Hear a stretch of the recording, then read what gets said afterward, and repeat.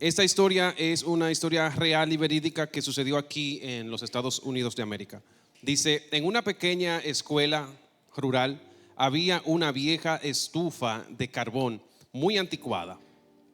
Unos hermanos tenían asignada la tarea de llegar al colegio temprano todos los días para encender el fuego y calentar el aula antes de que llegaran su maestra y sus compañeros. Una mañana llegaron y encontraron la escuela envuelta en llamas. Sacaron al niño de 8 años, inconsciente, más muerto que vivo, del edificio.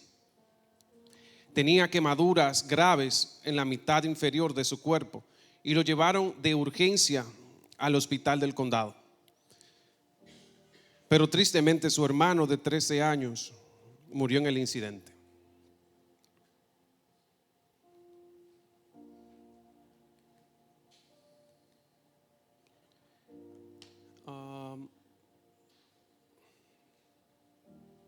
Bueno, a ver si lo pasan ustedes, porque aquí no me está funcionando bien esto. Pongan el número 2, por favor. Donde dice en su cama, ok, aquí mismo. En su cama, horriblemente quemado y semi inconsciente, el niño oía al médico que hablaba con su madre. Le decía que seguramente su hijo moriría y que era lo mejor que podía pasar, en realidad, pues el fuego había destruido la parte inferior de su cuerpo.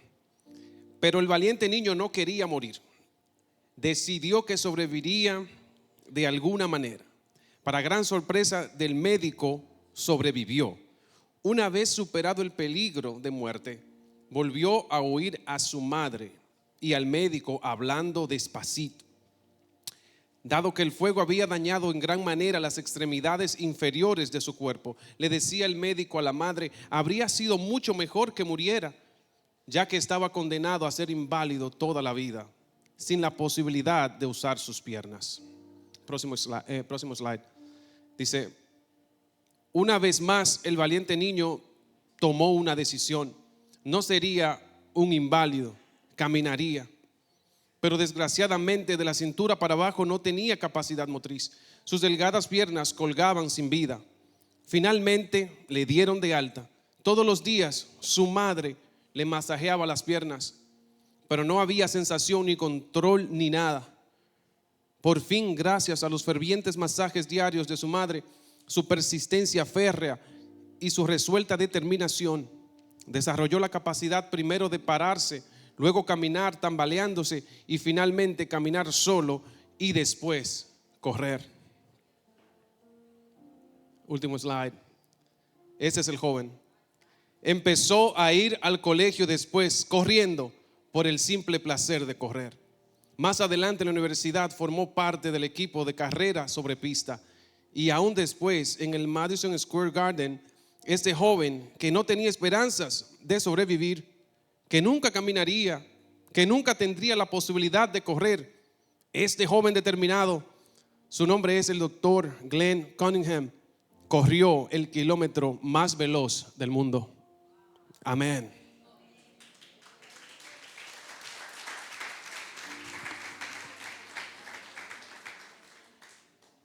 Aleluya. Aleluya. Bendito Dios. Y así damos inicio a la historia de Jonás. Oremos. Gracias te damos, Señor, por tu iglesia. Gracias te damos, Señor, por tu palabra que en este tiempo va a ser expuesta, Señor. Te pido que no sean mis palabras, Señor, sino que sean las tuyas, Señor. Una vez más, Señor, te pido que pases carbón encendido por mis labios. Que tu Espíritu Santo, Señor, tome control de todo, Señor, lo que soy. Para tu gloria y para tu honra, Señor, convence de pecado, sana, salva y ayúdanos, Señor, a seguir hacia adelante en tu nombre. Para tu gloria y para tu honra, Señor. Gracias en el nombre de Jesús. Amén. Muy bien, y así como en la historia que hemos leído, ese doctor representa a alguien. Esa madre de la historia representa a alguien y ese niño también representa a alguien. Y lo vamos a ver durante la prédica. Ya para concluir la historia de Jonás, sabemos que Jonás fue un profeta rebelde que se resistió al llamado del Señor para ir a predicar, ¿verdad que sí? Fue enviado a Nínive, una ciudad conocida por su maldad. Tras la orden de Dios, Jonás decide ir en vía contraria al llamado del Señor. Jonás tenía en su corazón resentimiento contra este pueblo. Jonás sabía en su corazón que Dios se arrepentiría del mal. El hecho por el cual él no fue a dar el mensaje es porque él conocía a su Dios. Él sabía que Dios es compasivo. Él sabía el corazón que tenía el Señor, y él sabía que si este pueblo se arrepentía, si oraba, si se volvía hacia el Señor, él sabía que Dios lo iba a perdonar, por lo cual él no quiso ir a predicar el mensaje. Pero como hemos visto en domingos anteriores, Jonás, tras una tormenta, tras ser tragado por un pez, finalmente se arrepiente y finalmente va y entrega el mensaje y les anuncia que Nínive iba a ser destruida en 40 días. ¿Cuál es la reacción del pueblo? ¿Cuál es la reacción del pueblo de Nínive? Lo mismo que ya sabía Jonás. El pueblo de Nínive, que era un pueblo malvado, pero una ciudad muy grande donde habían 120,000 habitantes, que no podían distinguir entre su mano derecha y su mano izquierda, personas que no tenían el conocimiento del bien y el mal, personas que no tenían la revelación del Señor. No era el pueblo de Dios, pero Dios tuvo compasión de un pueblo que se estaba perdiendo. Amén. Pero hay algo muy interesante que vamos a leer el día de hoy, y es en Jonás capítulo 3 versículo 5 al 9. Jonás capítulo 3 versículos 5 al 9. Veamos qué nos dice la palabra del Señor. Dice: y los hombres de Nínive creyeron a Dios y proclamaron ayuno y se vistieron de cilicio, desde el mayor hasta el menor de ellos. Y llegó la noticia hacia el rey de Nínive, y se levantó de su silla, se despojó de su vestido y se cubrió de cilicio y se sentó sobre ceniza. E hizo proclamar y anunciar en Nínive por el mandato del rey y de sus grandes, diciendo: hombres y animales, bueyes y ovejas, no gusten cosa alguna, no se les dé alimento ni beban agua, sino cúbranse de cilicio, hombres y animales, y clamen a Dios fuertemente, y conviértanse cada uno de su mal camino, de la rapiña que hay entre sus manos. Si vemos algo que podemos aprender de la ciudad malvada de Nínive, es cómo se volvieron al Señor. Es este arrepentimiento genuino, sincero y de lo más profundo de su corazón. Ellos sabían que estaban mal. Ellos sabían que habían hecho lo malo delante del Señor. Ellos sabían que no había esperanza de que ellos fueran salvos. Ellos sabían que iban camino hacia la perdición. Sin embargo, ahora se encuentran con este mensaje del Señor de que su ciudad sería destruida por el Señor Todopoderoso. Y la reacción es la reacción de cada uno de nosotros debería tener cuando nos encontramos frente a las cuerdas, cuando pensamos que no hay salida. Porque si usted se fija, este mensaje que le dio Jonás no le decía arrepiéntanse, vuélvanse al Señor como otros profetas. Simplemente le dijo: Nínive será destruida. Ese fue el mensaje. Es como cuando, no sé si usted ha visto este juego que hay, que se meten unas personas en una habitación y hay una puerta oculta. Ustedes saben cómo se llama eso, ¿verdad? Hay una puerta, hay un escape, hay pistas, pero no te dicen literalmente dónde está la salida. Usted tiene que figurar cuál es la salida. Así estamos nosotros muchas veces y tenemos problemas que no vemos la salida. No se nos declara qué es lo que debemos hacer. Simplemente se nos declara el problema. Estamos contra las cuerdas, estamos entre la espada y la pared y quizá no sabemos qué hacer. Estamos desesperados, angustiados, en problemas, y no se nos ha declarado una palabra del cielo. No ha venido un profeta diciéndonos lo único que tienes que hacer es volverte al Señor.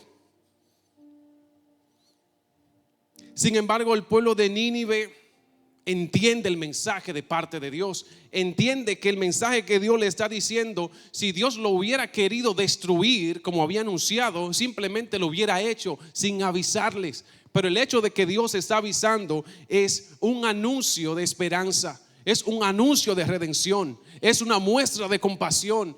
Le está diciendo: revisa tu camino, revisa tu andar, revisa tu vida, porque si no, pronto yo vendré hacia ti. Así que el pueblo de Nínive descubre la salida oculta, el arrepentimiento, el volverse hacia el Señor. Y ahí estamos tú y yo muchas veces como los ninivitas. Estamos ahí. Y esa es la salida oculta, hermanos. Tenemos que volvernos hacia el Señor. Esa es la salida, esa es la respuesta. En cualquier situación en la que estés, hay que volverse hacia el Señor. Hay que volver nuestro rostro en oración, en ayuno, en silicio. Hayas o no hayas pecado, pienses que estén en lo correcto o no, siempre lo correcto es venir, postrarnos ante el Señor, estar a cuentas con Él, orar, venir ante su presencia. Porque ¿a dónde iremos sino a Él? ¿Quién más tiene palabras de vida eterna sino Él? Amén. Entonces vemos en el próximo versículo la reacción de Dios. En el versículo 10 del mismo capítulo 3. Capítulo 3, versículo 10. ¿Cómo responde el Señor al clamor de una ciudad pecadora que se arrepiente? Muchas veces nosotros tomamos el puesto de Jonás y decimos: está bueno que le pase, bien merecido. Como cuando se caen los hijos de nosotros, porque ya le hemos dicho 5 veces, por ahí no. Y cuando se cae decimos: qué bueno, excelente. Pues ya te lo dije. Pero qué bueno que Dios no es como nosotros. Dice el versículo 10 del capítulo 3 de Jonás: y vio Dios lo que hicieron. ¿Qué dice? Vio Dios lo que hicieron, cómo se convirtieron de su mal camino, y se arrepintió del mal que había dicho que les haría y no lo hizo. Amén. Qué bueno es el Señor. Y aquí, para los estudiosos de la palabra del Señor, se encuentra un paradigma para muchas personas que ha traído mucho debate. ¿Se puede Dios arrepentir? ¿Por qué dice la palabra del Señor? No simplemente en Jonás, pero lo dice también en Génesis. Lo dice en otras partes de la palabra del Señor, que Dios se arrepiente. Dice que Dios se arrepintió de haber hecho el hombre. Dice que Dios se arrepintió del mal que le haría a Nínive. Dice que Dios se arrepintió de hacer a Saúl rey sobre Israel. En varias ocasiones la palabra del Señor utiliza esta palabra y el autor es el Espíritu Santo y nos está diciendo que Dios se arrepiente. Pero hay otro versículo bíblico que nos dice que Él no es hijo de hombre para arrepentirse. ¿Así que dice? Dice que Él no puede arrepentirse. Entonces, ¿se contradice la palabra del Señor? No se contradice, sino que lo que dice aquí la palabra del Señor es un antropomorfismo. Oh, qué bueno, me salió bien la palabra pronunciarla. La semana entera pronunciando esa palabra.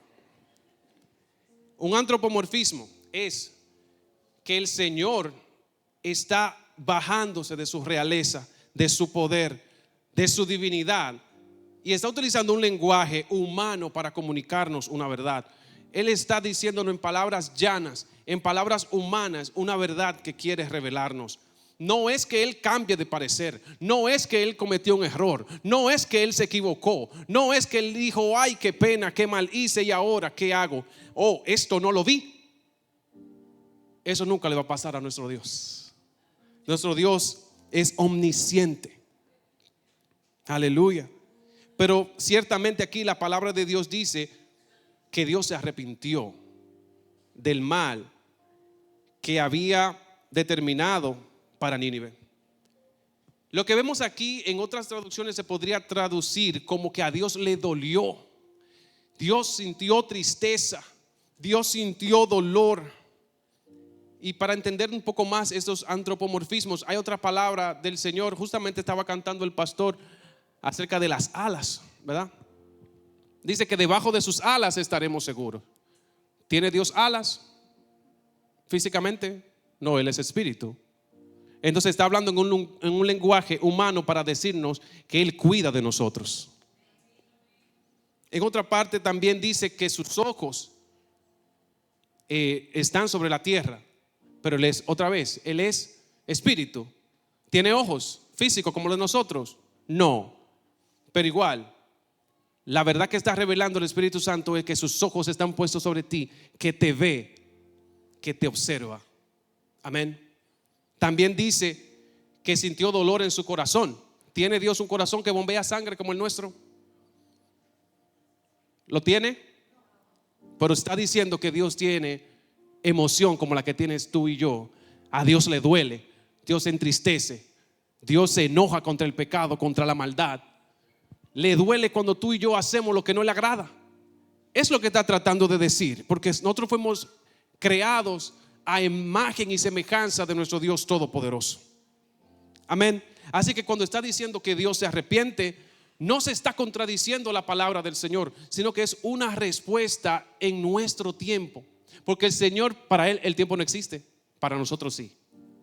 Así que en nuestro tiempo el Señor nos da una respuesta. El Señor cambia de parecer cuando nosotros nos arrepentimos. ¿Cambia su esencia? Nunca. En Él no hay mudanza ni sombra de variación. Lo dice la palabra del Señor. Amén. Pero Él sí puede cambiar un juicio que ha tenido contra una ciudad. Él sí puede cambiar un diagnóstico que había en tu contra. Él sí puede cambiar un destino de maldad, de opresión, de tiniebla, de tristeza, de condenación. Él lo pudo cambiar y lo cambiará para todo aquel que confiesa que Él es el Señor. Él lo hizo. Amén. La misericordia de Dios prevalece ante el juicio. Por esto Dios, al ver a este pueblo de Nínive arrepentirse de todo corazón, Él cambia el juicio. Amén.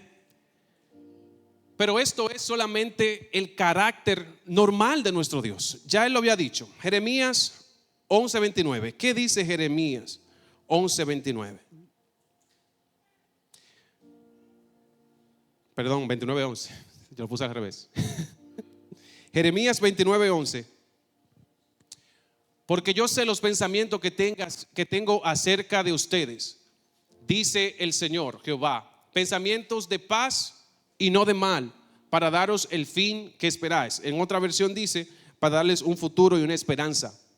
El hecho de que el Señor les reveló a este pueblo lo que Él estaba a punto de hacer es una demostración de afecto, de amor, de compasión y de misericordia. Está diciendo que el plan del Señor, desde el plan original, no era eliminar a Nínive, era que Nínive se arrepintiera. Amén. También ya lo ha dicho el Señor en Segunda de Crónicas, capítulo 7, versículo 14. Es el carácter de nuestro Dios y este carácter nunca cambia. ¿Cuál es la respuesta del Señor cuando el ser humano se humilla? Dice Segunda de Crónicas 7:14. Si se humillare mi pueblo sobre el cual mi nombre es invocado, y oraren y buscaren mi rostro, y se convirtieren de sus malos caminos, entonces yo oiré desde los cielos y perdonaré sus pecados y sanaré su tierra. El Señor no va a recordar para siempre nuestras faltas, nuestras culpas, nuestra rebelión. Él tiene misericordia. Si nos arrepentimos, si nos humillamos, si buscamos su nombre, si le invocamos, Él tendrá misericordia de nosotros. Él va a cambiar el juicio por bendición y por misericordia. ¿Qué dice Isaías 55:7? Isaías 55:7. Deje el impío su camino y el hombre inicuo sus pensamientos, y vuélvase a Jehová, el cual tendrá de él misericordia, y al Dios nuestro, el cual será amplio en perdonar. Necesitamos perdón, solamente tenemos que venir al trono de la gracia, hermano. Acércate al trono de la gracia de Dios. Necesitas perdón, necesitas misericordia, necesitas amor. Él lo tiene en abundancia. No fue que Dios cambió que dijo una palabra y que ya no la va a cumplir. Sus promesas nunca cambian. Ya Él lo ha declarado en su palabra, que si nos arrepentimos de todo corazón, Él es bueno, Él es fiel, Él es justo, Él es grande en perdonar. Qué bueno es nuestro Dios. Dígale a alguien, qué bueno es nuestro Dios. Qué bueno es nuestro Dios, qué compasivo, qué tierno. Aleluya, la ternura del Señor, la compasión del Señor es para sus hijos, es para su iglesia, es para su pueblo. Aleluya. Y Dios tuvo compasión del pueblo de Nínive y nos reveló una gran verdad. Nos volvió a recordar lo que ya había dicho en su palabra desde el principio, que Él ponía delante de nosotros la bendición, pero también la maldición. La bendición si eres obediente, si tratas de agradar al Señor, si obedeces los preceptos de este libro, si andas en los caminos del Señor, si obedeces lo que Él ha dicho, habrá bendición, habrá vida eterna, habrá caminos abiertos para tu vida, porque hay temor en tu corazón reverente para Él. Y esto no porque es de nosotros, sino porque ha sido provisto por gracia, porque Él ha abierto nuestros ojos, porque nos ha salvado, porque nos ha restaurado. Amén. Pero también nos ha dicho en su palabra desde el principio que si no andamos en sus caminos, que si desobedecemos a lo que Él ya nos ha declarado en su palabra, entonces vendrá la maldición, vendrá la consecuencia del pecado. Amén. Ya lo ha dicho, ya lo ha declarado. Amén. Entonces no fue que Dios cambió en su palabra, no fue que Dios dijo una cosa ahora y después se arrepintió o que cambió. No, todas las promesas del Señor son para siempre. Él no se retracta. Él dijo que estaría contigo hasta el fin del mundo, lo hará. Él dijo que te salvará, Él te salvará. Él no se retracta de su palabra. Lo contrario de nosotros, que hoy le podemos decir, bueno, si te portas bien, hijo mío, pues te llevo al parque el sábado.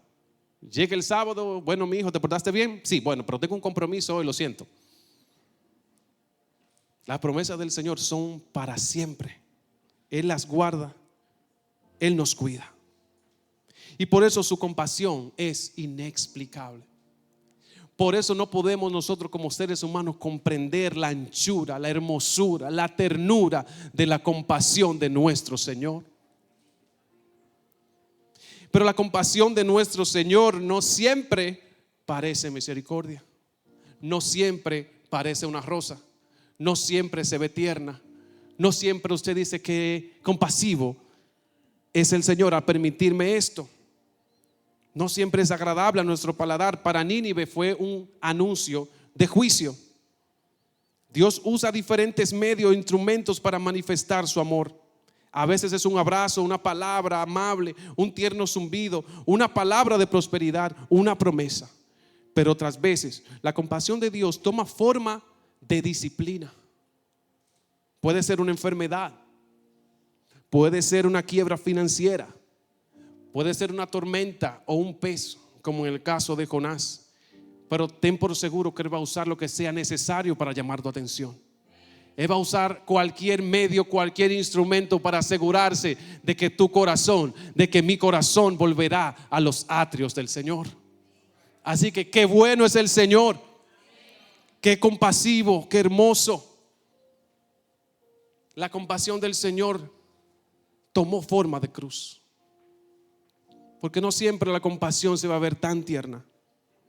Su compasión fue ir a pagar donde nosotros teníamos que pagar, en la cruz del Calvario.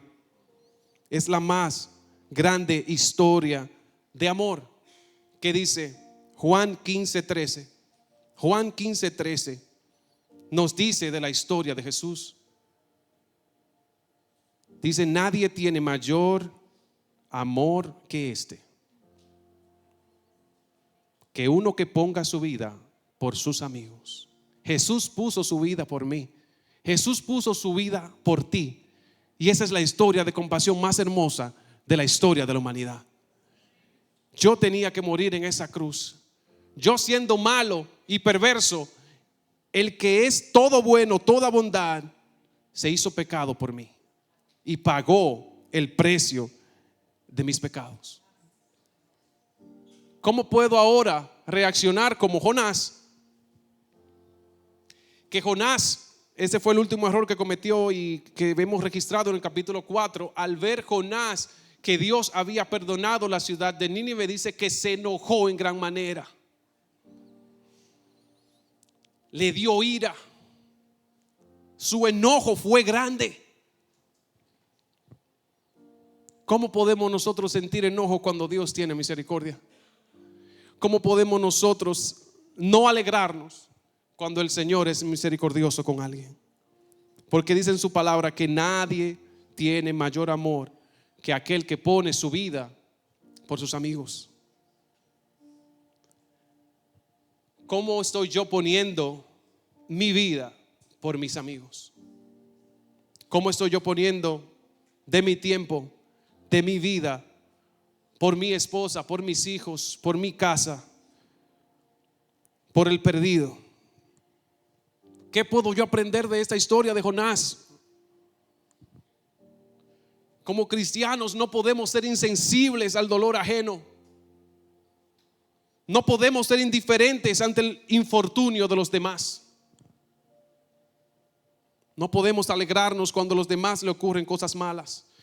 Deberíamos sentir el dolor cuando a mis hermanos le ocurren cosas que son desagradables. La palabra de Dios nos llama a reír con el que ríe y a llorar con el que llora. Cuando alguien está atravesando una situación de dolor, la reacción mía debería ser humillarme también con mi hermano y caer postrado ahí y orar con mi hermano porque mi hermano está atribulado. Y decir: yo voy a orar contigo. Porque no podemos decir que amamos a Dios y que amamos a nuestros hermanos si andamos por la vida indiferentes del dolor ajeno, indiferentes del que se pierde. Si no sentimos angustia por el que va por el mal camino, si no sentimos dolor por el que está pasando situaciones erradas. Cuando vemos familias rotas, matrimonios destruidos, jóvenes perdidos en el vicio, la vanidad, ¿cuál debe ser nuestro sentir? Jonás se enojó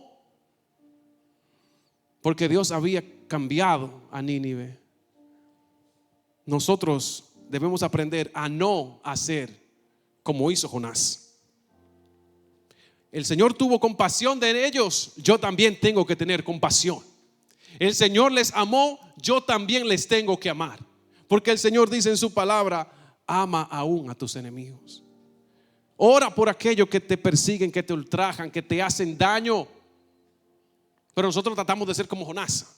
Señor, y seguimos orando los salmos precatorios. Señor, si no te lo llevas, te lo mando. Señor, yo te pido, tanta gente buena, pero ¿por qué no se va ese? Unas oraciones muy extrañas, muy raras. Y no terminamos de entender lo que Dios hizo con Jonás. Sobre todo, ¿cuál fue la reacción del Señor con Jonás? Siervo malo, ¿por qué te enojas? No, el Señor dejó que el furor y la ira de Jonás saliera y él se quedó tranquilo. Seguía con Jonás. Le hizo que naciera un árbol, una enredadera para cubrirle su cabeza. Y se sintió muy feliz. Se sintió: wow, Señor, gracias por la sombra. Al otro día murió la plantita. Y otra vez se enojó Jonás. Otra vez.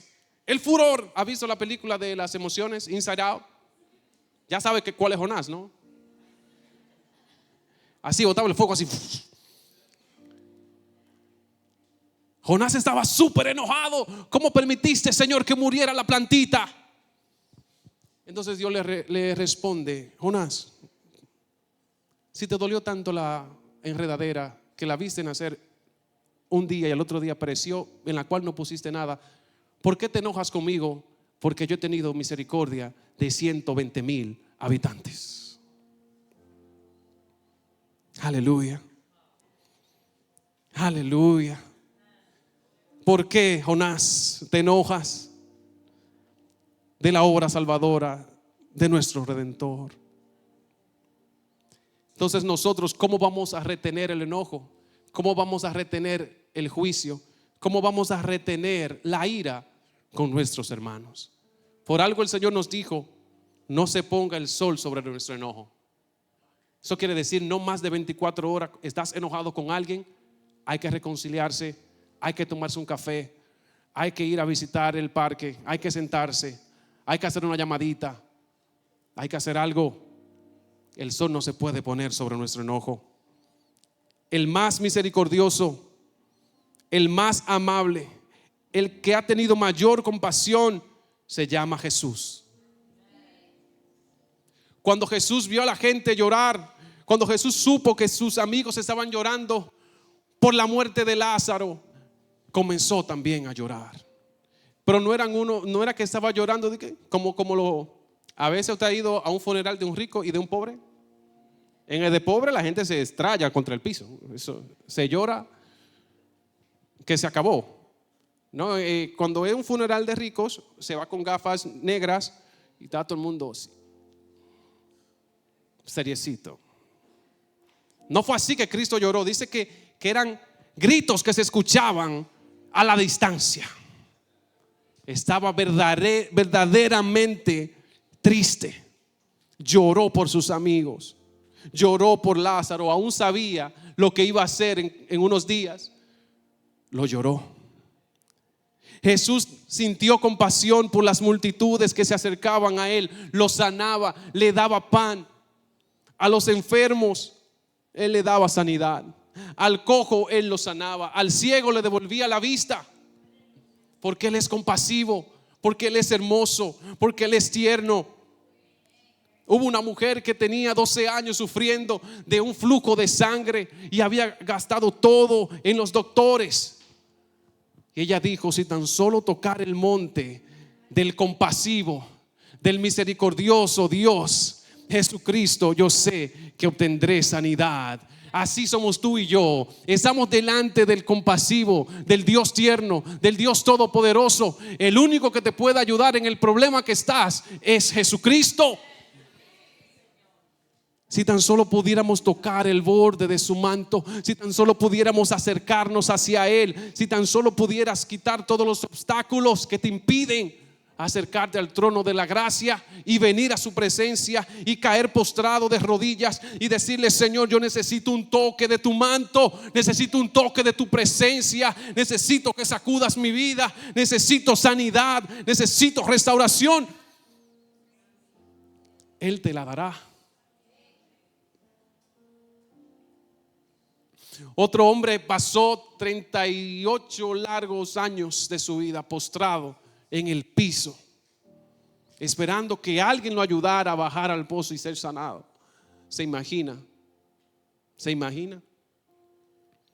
Y yo sé que nosotros tenemos situaciones en nuestras vidas que clamamos a la misericordia del Señor y todavía no sucede nada. Y Señor, por favor, sé compasivo. Por favor, Señor, ten misericordia. Por favor, Señor, mire esta situación. Bueno, este hombre duró 38 largos años sin nada que hacer. No podía hacer nada. Y Jesús se acerca con ternura y le dice: ¿quieres ser sano? Él no sabía quién estaba delante de él.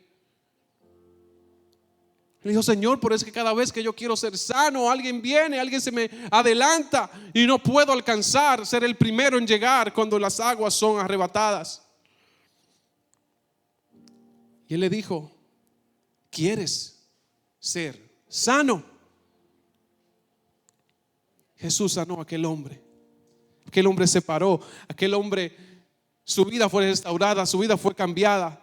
Este hombre brincaba de alegría. Este hombre, su gozo fue restaurado porque el Señor tenía cuidado de él. Aún por aquellos 38 largos años, el Señor estaba con él ahí en el piso. El Señor sabía su nombre. El Señor estaba con él y tenía un día preparado para su redención. Así somos tú y yo. Un día el Señor va a hacer la obra. Un día el Señor va a completar el milagro. Un día el Señor, si no te rindes, Él va a completar la obra. Oh Dios, Él es bueno, Él es compasivo y no para siempre durará esta prueba, este dolor. En la historia del principio todos podemos recordar a Glenn como el héroe de la historia, ¿verdad? Se esforzó, caminó. Por cierto que Glenn fue un hombre cristiano que le dio gloria y honra al Señor con su vida. Amén. Ponte en el lugar de Glenn, porque Glenn, que fue el que murió, que fue el que estuvo en el incendio y perdió sus piernas, la movilidad de sus piernas, y nunca se rindió. Así somos tú y yo. Cuando necesitemos cuando necesitemos compasión, nunca jamás rendirnos, nunca jamás desistir. Siempre venir al trono de la gracia como el hombre de los 38 años postrado en el piso, como aquella mujer del flujo de sangre, como los ninivitas. No sé si va a funcionar, quizá Dios tenga misericordia. Hemos sido malos, hemos sido perversos, pero quizá Dios sea movido a misericordia y se humillaron hasta lo sumo. Glenn nunca perdió la fe. Pero la madre es la que me llama la atención. La madre fue como Dios para los ninivitas. La madre todos los días le daba su masaje en sus piernas, aún habiendo perdido a su hijo mayor de 13 años en el incendio. El papá, que era el esposo de ella, había perdido la cabeza con una tragedia tan grande, y la única que quedó dispuesta para ese hijo fue la madre. Ella nunca abandonó a su hijo, lo bañaba, lo limpiaba, lo levantaba, lo sacaba al patio, lo alimentaba, hasta que Glenn pudo hacerlo por sí mismo. Y así es Dios con nosotros. Él nunca te va a dejar y nunca te va a abandonar. Si es necesario, va a tomarte de la mano. Si es necesario, te va a sacar al patio. Si es necesario, va a acompañarte contigo cuando cojeas, cuando flaqueas, en el doctor, en la sala de cirugía. Si Dios permite que vayas a la sala de cirugía, ahí Dios va a estar contigo. Ahí su Espíritu Santo estará haciendo la obra. Si Dios permite que vayamos a donde vayamos, ten por seguro que Él estará con nosotros, como esta madre estuvo acompañando a su hijo en el dolor, en la miseria, en los días malos, en los días buenos, pero siempre estuvo al lado de su hijo hasta que su hijo caminó. No estás solo, hermano. Hermana, no estás sola. El Señor conoce tu situación. El Señor no te va a abandonar. El Señor lo hizo por Nínive, que ni siquiera sabían lo que estaban haciendo. Cuanto y más lo hará por ti, que eres el hijo y la hija de Dios.